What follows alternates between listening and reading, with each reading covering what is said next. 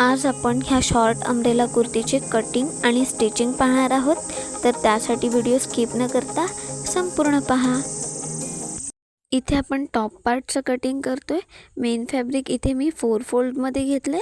समोरच्या साईडला याची ओपन बाजू आहे। फॅब्रिकची घडी घेत असताना छातीच्या चौथ्या भागानुसार घ्यायची, म्हणजेच आपली छाती आहे 30 इंच, त्याचा चौथा भाग 7.5 इंच आणि त्यामध्ये शिलाई मार्जिन इथे मी 1.25 इंच शिलाई मार्जिन घेतले।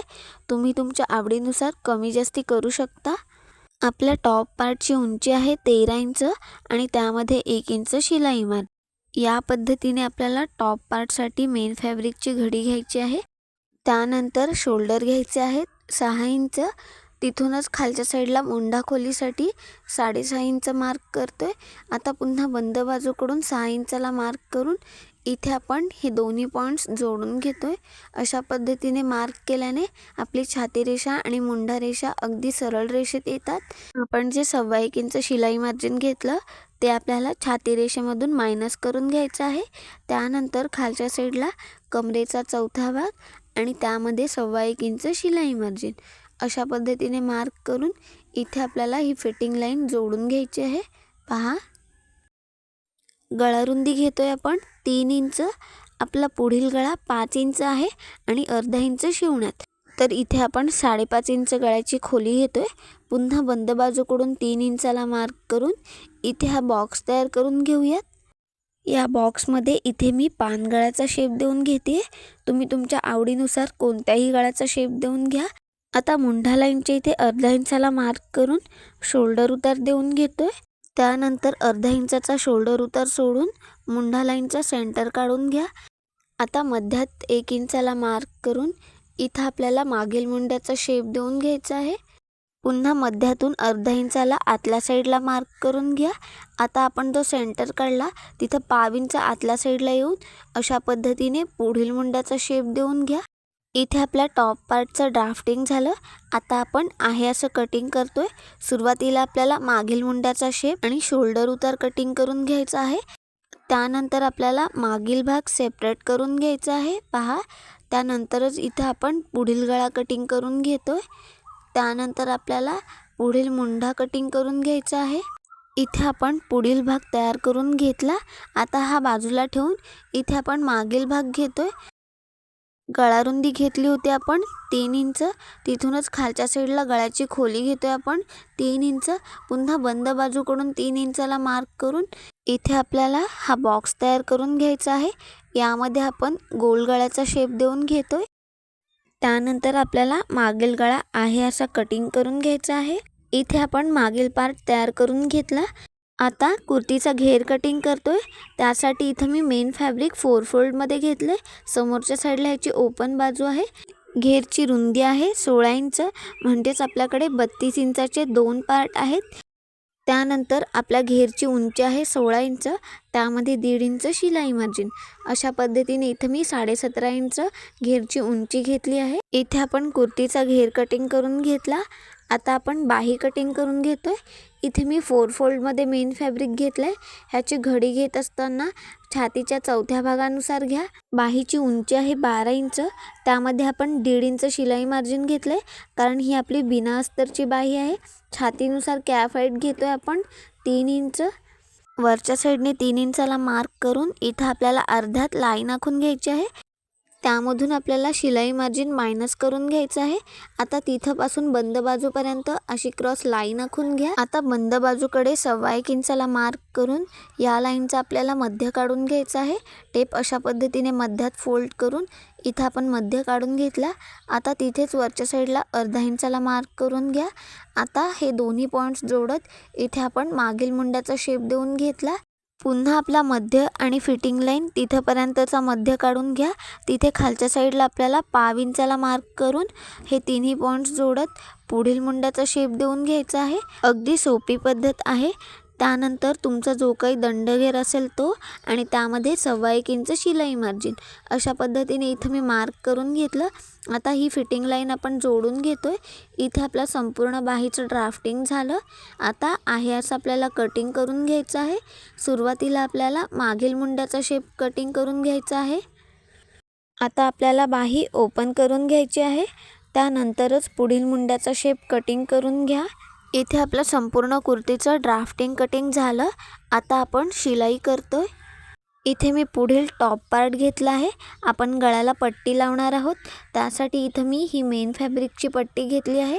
ह्याची रुंदी आहे 1.25 इंच. लांबी तुम्ही तुमच्या गळ्यानुसार घ्या. आता ही पट्टी आपल्याला एका बाजूने 1/2 इंचाला आतल्या साईडला फोल्ड करून घ्यायची आहे. इथं मी 1/2 इंचाला पट्टी आतल्या साईडला फोल्ड करून त्यावर अगदी कडेने इथं टीप देऊन घेते. इथे आपण ही पट्टी 1/2 इंचाला आतल्या साईडला फोल्ड करून घेतली. आता आपण शिलाई करूयात. ही पट्टी आपल्याला गळ्याच्या वरच्या साईडवर अशा पद्धतीने ठेवून घ्यायची आहे. आता इथे आपण 1/2 इंच इतपत शिलाई मार्जिन घेत ही पट्टी गळ्याला जोडून घेतोय. जिथं आपला गोलवा शेप आहे तिथं आपल्याला छोट्या छोट्या चुण्या तयार करून घ्यायच्या आहेत. म्हणजेच आपल्या गळ्याचा शेप हा बदलत नाही, आहे असा येतो. पट्टी कटिंग करत असताना थोडी एक्स्ट्राच करा, म्हणजेच ती आपल्याला व्यवस्थित पुरते. त्यानंतर जिथं आपल्या गळ्याचा शेप आहे तिथं आपल्याला एक चुणी देऊन घ्यायची आहे. आता कापडाची दिशा बदलत असताना सुई आतल्या साईडला ठेवून मग फुटर उचलून कापडाची दिशा बदलून घ्या. तरच आपल्या गळ्याचा शेप हा आहे असा परफेक्ट येतो. पुन्हा आपल्याला जिथे गळ्याचा गोल शेप आहे तिथे चुण्या देत 1/2 इंच इतपत शिलाई मार्जिन घेत गळ्याला पट्टी जोडून घ्यायची आहे.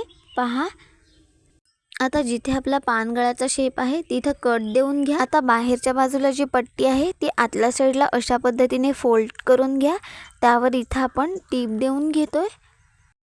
अशा पद्धतीने टीप दिल्याने आपला गळ्याचा शेप हा आहे असा परफेक्ट दिसतो. त्याचसोबत आपल्या गळ्याला छान फिनिशिंगसुद्धा येते. आता याच पद्धतीने आपल्याला संपूर्ण गळ्यावर टीप देऊन घ्यायची आहे. जिथं आपला पानगळ्याचा शेप आहे तिथे सुई आतल्या साईडला ठेवून मगच कापडाची दिशा बदलून घ्या. तरच आपल्या गळ्याचा शेप हा परफेक्ट दिसेल. नाहीतर मग गळा आपला खेचल्यासारखा वाटतो. पहा, इथं आपण गळ्याला अगदी फिनिशिंगसोबत पट्टी जोडून घेतली. आता आपण मागील भाग घेतोय. मागील गळ्याला सुद्धा इथे आपण पट्टी जोडून घेतोय. त्यासाठी इथं मी ही 1.25 इंचाची पट्टी 1/2 इंचाला आतल्या साईडला फोल्ड करून घेतली. गळ्याच्या वरच्या साईडने अशा पद्धतीने ठेवून 1/2 इंच इतपत शिलाई घेत ही पट्टी आपण गळ्याला जोडून घेतोय. जिथं आपल्या गळ्याचा गोल शेप आहे तिथं चुण्या द्यायला विसरू नका. तरच आपल्या गळ्याचा शेप हा आहे असा परफेक्ट येईल. कारण इथं आपण कॅनव्हसचा वापर न करता गळ्याला पट्टी शिलाई करून घेतोय. गळ्याच्या वरच्या साईडने पट्टी शिलाई करून झाली की ही पट्टी आपल्याला आतल्या साईडला अशा पद्धतीने फोल्ड करून त्यावर आपल्याला दाबटीप देऊन घ्यायची आहे. पट्टी जोडत असताना चुन्या दिल्यामुळे आपल्या गळ्याचा शेप हा आहे असा परफेक्ट येतो. त्याचसोबत आपल्या गळ्याला फिनिशिंगसुद्धा खूप छान येते. पहा, इथे आपण अगदी सोप्या पद्धतीने पुढील आणि मागील दोन्ही गळ्याला पट्टी शिलाई करून घेतली. आता आपल्याला शोल्डर जोडून घ्यायचे आहेत. आपले दोन्ही पार्ट समोरच्या साईडने अशा पद्धतीने एकमेकावर ठेवून घ्या. आता बाहेरच्या साईडने 1/2 इंच इतपत शिलाई मार्जिन घेत इथं आपण शोल्डरवर शिलाई करून घेतोय. सुरुवातीला आपल्याला 1/2 इंच इतपत शिलाई घ्यायची आहे. पुन्हा याच पद्धतीने आपल्याला दुसऱ्या बाजूच्या शोल्डरला सुद्धा बाहेरच्या बाजूने 1/2 इंच इतपत शिलाई मार्जिन घेत शिलाई करून घ्यायची आहे. शोल्डरवर बाहेरच्या बाजूने शिलाई करून झाली की पुन्हा आपल्याला आतल्या साईडने इथं एकदा इतपत शिलाई मार्जिन घेत शिलाई करून घ्यायची आहे. आतल्या साईडने शिलाई करत असताना इथं आपल्याला दोन्ही बाजूला शोल्डर लॉक करून डबल शिलाई करून घ्यायची आहे. अशा पद्धतीने शोल्डर जोडल्याने आपले धागे हे आतल्या साईडला जातात आणि आपल्या कुर्तीला छान फिनिशिंग येते. पाहता, इथं आपले दोन्ही शोल्डर आपण अगदी फिनिशिंगसोबत जोडून घेतले. आता आपण बाही शिलाई करून घेऊयात. आपल्या बाहीचा जो गोलवा शेप असतो तो पुढील भागाकडे येणं गरजेचं आहे. तरच आपली बाही ही फिटिंगला परफेक्ट बसेल. बाहीच्या मध्यात इथं आपण नॉच देऊन घेतोय. आता आपण दिलेला नॉच बरोबर आपल्याला शोल्डर पट्टीच्या मध्यात अशा पद्धतीने ठेवून घ्यायचं आहे.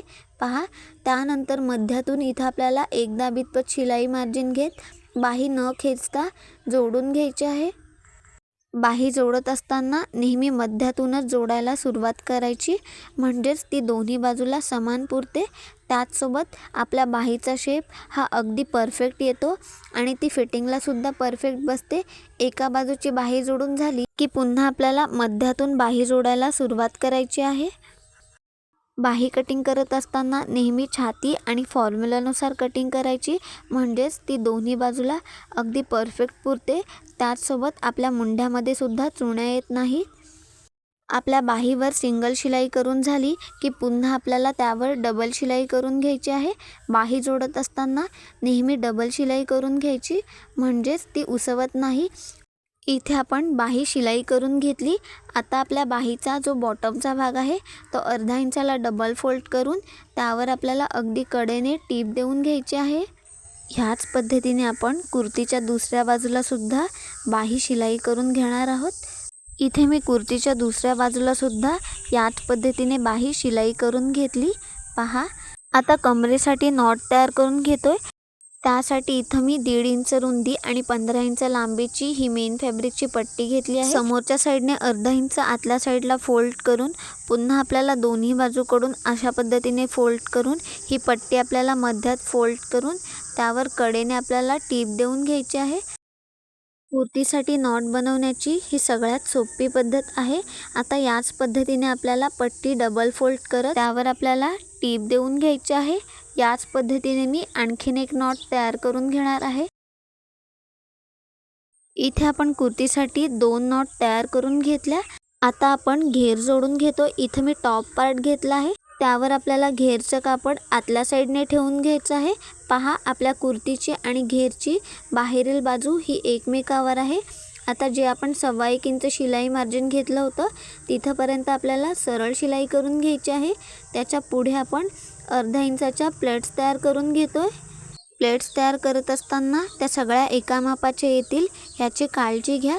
त्याचसोबत तुमचं कापड जितकं मोठं असेल त्यानुसार तुम्ही प्लेट्सची साईज कमी जास्ती करा. आता याच पद्धतीने आपल्याला कमरेच्या संपूर्ण भागावर अर्धा इंचाच्या प्लेट्स तयार करून घ्यायच्या आहेत. आपल्या चॅनलवर वेगवेगळ्या प्रकारच्या शॉर्ट कुर्ती, त्याचसोबत साडीपासून वन पीस कुर्ती आणि ब्लाऊजचे पेपर कटिंग अशा बऱ्याच व्हिडिओ आहेत. त्यासुद्धा नक्की पहा. आणि तुम्हाला माझे व्हिडिओ आवडत असतील तर चॅनलला लाईक करा, शेअर करा आणि सबस्क्राईब करा. प्लेट्सची शिलाई संपत असताना पुन्हा आपल्याला समोरच्या बाजूला 1.25 इंच शिलाई मार्जिन सोडत तिथंपर्यंत प्लेट्स तयार करून घ्यायच्या आहेत. आपल्या सगळ्या प्लेट्स तयार करून झाल्या की लगेचच त्यावर आपण डबल शिलाई करून घेतोय. कुर्तीला घेर जोडत असताना नेहमी डबल शिलाई करून घ्यायची, म्हणजेच ती उसवत नाही. याच पद्धतीने आपण कुर्तीच्या दुसऱ्या पार्टला सुद्धा घेर जोडून घेणार आहोत. पाहताय, आपल्या सगळ्या प्लेट्स ह्या एकसमान आल्या आहेत. आता आपण मार्जिन शिलाई करतोय. आपले दोन्ही पार्ट आतल्या साईडने अशा पद्धतीने एकमेकावर ठेवून इथे आपण एकदा बितपत शिलाई मार्जिन घेत शिलाई करून घेतोय. कमरेपर्यंत सरळ शिलाई करून झाली की आपण बनवलेली नॉट कमरेच्या भागाची इथे आपल्याला आतल्या साईडने अशा पद्धतीने ठेवून घ्यायची आहे. तिथे शिलाई डबल करून घ्या. तिथून खालच्या साईडला अर्धा इंच इतपत शिलाई मार्जिन घेत आपल्याला कमरेचा घेर जोडून घ्यायचा आहे. शेवटी शिलाई लॉक करून घ्या. आता याच पद्धतीने आपण दुसऱ्या बाजूचे पार्टसुद्धा आतल्या साईडने एकमेकावर ठेवत एकदा बितपत शिलाई मार्जिन घेत शिलाई करून घेतोय. कमरेच्या भागाच्या इथे आपण बनवलेली नॉट आतल्या साईडने अशा पद्धतीने ठेवून इथे डबल शिलाई करून घ्या. पुन्हा खालच्या साईडला अर्धा इंच इतपत शिलाई मार्जिन घेत सरळ शिलाई करून घ्या. आपली मार्जिन शिलाई झाली की तुमच्या मापानुसार ही कुर्ती फिटिंग करून घ्या. शेवटी आपल्याला शिलाई लॉक करून घ्यायची आहे. त्यानंतर आपल्या कुर्तीचा बॉटम भाग 1.5 इंचाला डबल फोल्ड करून त्यावर आपल्याला अगदी कडेने टीप देऊन घ्यायची आहे. इथे आपल्या अम्ब्रेला कुर्तीचं संपूर्ण कटिंग आणि स्टिचिंग झालं आहे. तुम्हाला ही व्हिडिओ कशी वाटली ते कमेंट करून नक्की कळवा आणि व्हिडिओ संपूर्ण पाहिल्याबद्दल धन्यवाद.